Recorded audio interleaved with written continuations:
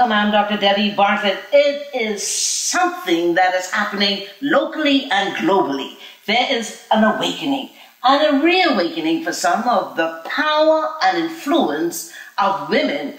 And this awakening is in the male and the female.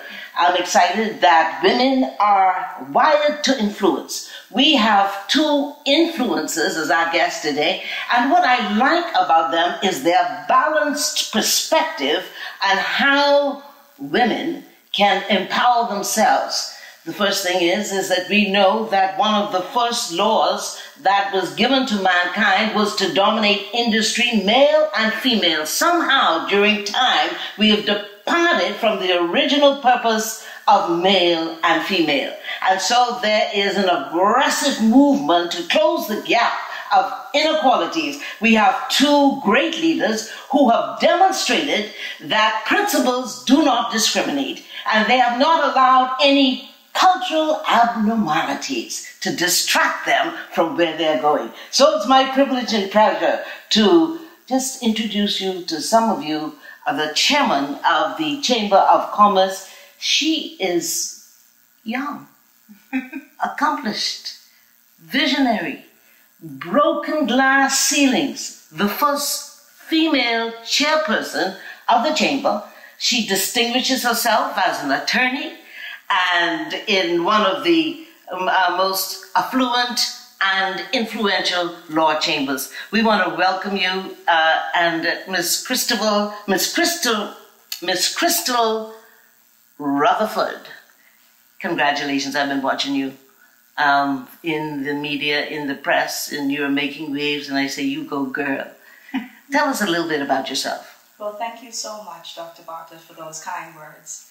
Well, I would say that I'm a modest individual, so letting you know a little bit about myself, I'm a firm believer that my family has contributed largely to my success to date, and they continue to be a source of support for me, and I'm very fortunate in that regard. And moreover, my mother, who is deceased now, she was a very instrumental force for me in terms of encouraging me to be all that I could be. I went to law school, and she had supported all of my endeavors in that regard. Coming home, being called to the Bahamas bar, as well as the bar of England and Wales. I count myself as being more than lucky, but more so blessed that I have that type of support. Friends, other family members, my sister, definitely my husband. I believe that they have done so much to aid in me becoming this person. So with regard to who I am, I consider myself to be a daughter, a wife, a mother, my two boys whom I love dearly. They are another source of strength for me, and an attorney. But moreover, I'm also an advocate for the business community, having been elected the Bahamas Chamber of Commerce and Employees Confederation chairman. So in a nutshell, that's who I am. Tyrhonda Glinton. Look, we have two young, fascinating young women. And what I like about your area of focus, it is the future. And when we look at the science and technology, this really started between the 1950s, 1970s. Just only 20 years ago, we had the World Wide Web. Now that is the new Wall Street, the new Bay Street. And you, as a young person, work in the office of the Prime Minister. What has distinguished you to work in such a high office? Because there is a culture and a language in the King's Court. I really appreciate that question. I think what differentiated me or allowed me to be in the position is preparation. And thankfully, I was able to go to the University of the Bahamas and obtain my degree in computer information systems. And then also my experiences already being in government. There's a stigma usually associated with, government employees and young people in government, that is. But I believe Let's talk about that stigma. Yeah, for the most part, the general public would associate people working or employees in government to either be lackadaisical or maybe not capable or inept. But based on my 14-year experience, I started when I was 18 years old. That is not true. There are a lot of people, young and old, in the public service who work hard, who love their jobs, and for the most part, usually the negative kind of outweigh the positive. But like I said, I can speak on my behalf especially. I think because of my experience and my willingness to contribute and serve in the public service, put me in a position to be in the King's Court and contribute the best way I can, which is through technology.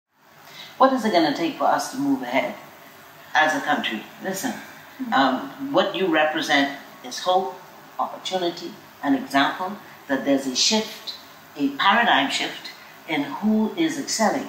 But when we look at the statistics, there's a disparity between the haves, the have-not, the male and the female. What is it going to take, and what are those barriers, as you see it, Ms. Glinton, to the pathway to equality and really living your dream, fulfilling your purpose? Okay. I think it starts from the family. The basic unit of every society is the family. And for the most part, it requires education. It requires some form of grooming in terms of changing the mindset. It starts in the mind. And once our family units become strong enough to instill those equality beliefs and gender, norms, where we accept each other in our roles as male and female, and also not limit each other to certain stereotypes, then we can embrace the change and we can encourage and grow the change. And then obviously leadership from the top to the bottom, meaning leadership in the country and leadership at home. So that's my belief, that the change begins with us in the home and in the society, and then obviously as well with leadership. There is something that is a common thread, and I am so excited about it, because when we think about empowerment, empowerment means to authorize. We are authorized by God Himself to do business, because the first thing He told us was to dominate, which means that it shouldn't be 1 to 3% of any economy, whether it's in the US, whether it's in the Bahamas, that has ownership. That means we are out of order. And so clearly we are out of order in the Bahamas, in the world, when it comes to our position of ownership. When we have these discussions, what we normally do is focus on the business plan. We are talking about girl boss, and both of you are starting with the family. I think it warrants a moment, another added moment, to discuss why that is so important, to begin with the support system, so that we can become more self-actualized, and within the context that 71% of our population and our homes are headed by single women. What do we do? What do we say? How do we close the gap between the haves and the have-nots? I couldn't agree with Ms. Glinton more with regard to the foundation being, or the change agent being, focusing on the family and education. It's actually a conversation that I was having just yesterday with a colleague of mine. And just think of it like this. When you are getting dressed to start your day at home and you don't have everything organized and your breakfast isn't prepared, or you don't have the ingredients needed to prepare your breakfast, then you have to drive to work in traffic with perhaps children screaming in the background. You have to do school drop-off. You think of how chaotic that could be. And you finally get to work. How do you feel? Exhausted, tired. So when we consider looking at family first, it's making sure the home environment is such where you can set yourself and others in your family to have a productive day, and by extension, a productive life. So when you just think of that analogy, if you then make sure that your family unit is sorted out, you have what you need to be the firm foundation for you to be the person that you can be, all you can be, then it must start at that level. We need to return to a place of being family-centered and family-focused, so that as we continue to groom our girls and our boys, they have a sense of worth. And that's important. And that type of confidence builds to the next level, which is education. You then feel organized, confident enough to go into the classroom, to focus on your lesson, because you don't have to worry about what mommy and daddy, what they're doing home or not doing or not have. Because as children, we definitely internalize if there's any deficit at home. And we may not speak about it, but you live it out. And it's important to change those two dynamics for our country to move to the next level. I firmly believe that. What do we do, though? Great point. Just basic, just fundamental. But what do we do to that single woman who has all those kids? We're in a pandemic. They don't have electricity, talking about iPad. You talk about water. They don't have a car. They don't know where the next dollar. Just coming down here, a lady called me who was a professional. She is a professional, white collar, and she was crying because her husband is sick, and she is an executive, and everything is falling apart. This pandemic is creating a new normal. And we can decide that we are the pessimists or the optimists. Do we have the kind of framework now in the Bahamas that we were when my grandmother used to share her soup with everybody down there in Lowell Avenue? What is it? What is it that we must do now in this new reality of, I guess, supplementing, is that the word? The family. You are fortunate with the family, husband and wife. Do you have a husband? Yes, I have a husband and a son. And a son. So Yeah. both of you are very blessed. So most people are not that blessed. But we all walk around environments and we see the struggles of those who do not have the strong family systems. What do you say?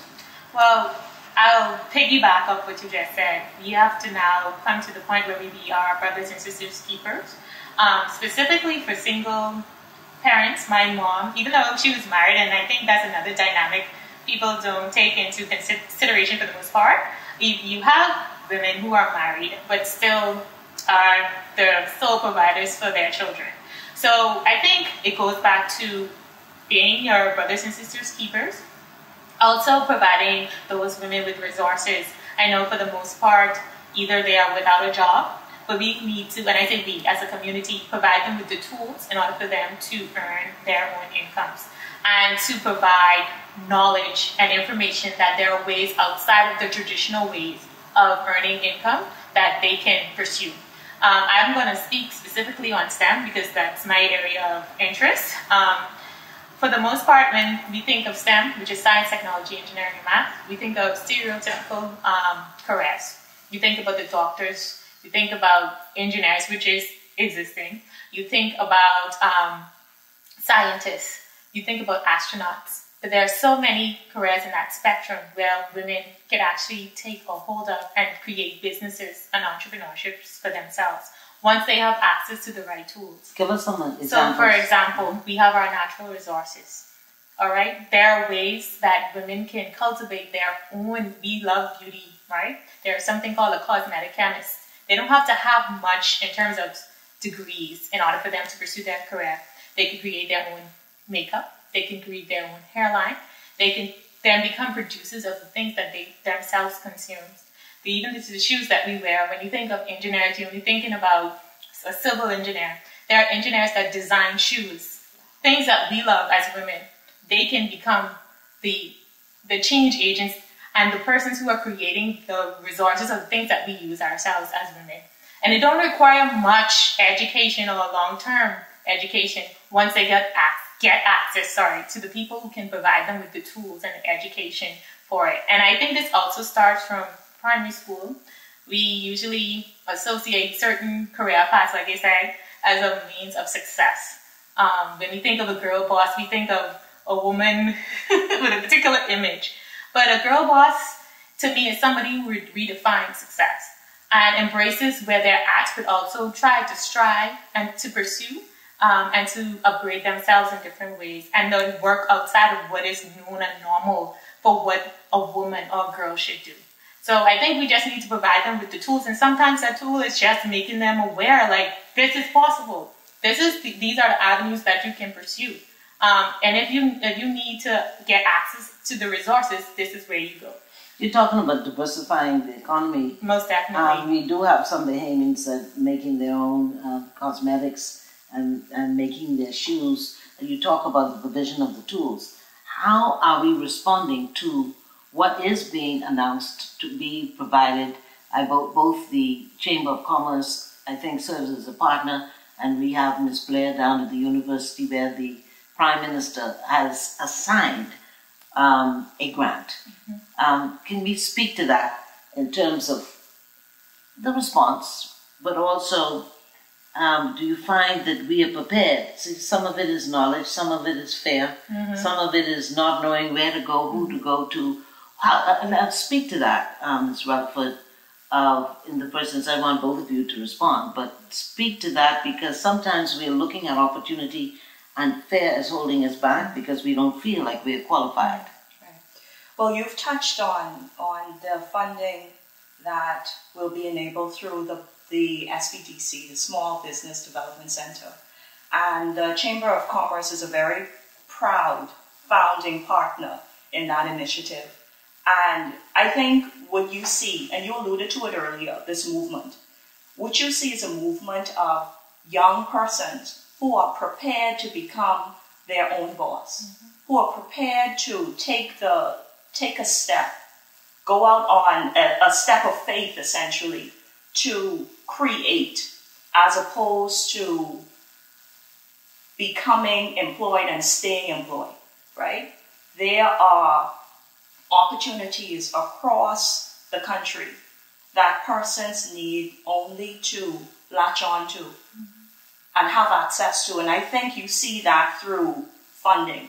One of the biggest issues or impediments, really, to the business community is access to funding. You have a lot of persons with brilliant ideas. They have the educational background to do it. They have the dream, they have the vision, but they don't have the funding. And then the other fundamental step is the mentorship.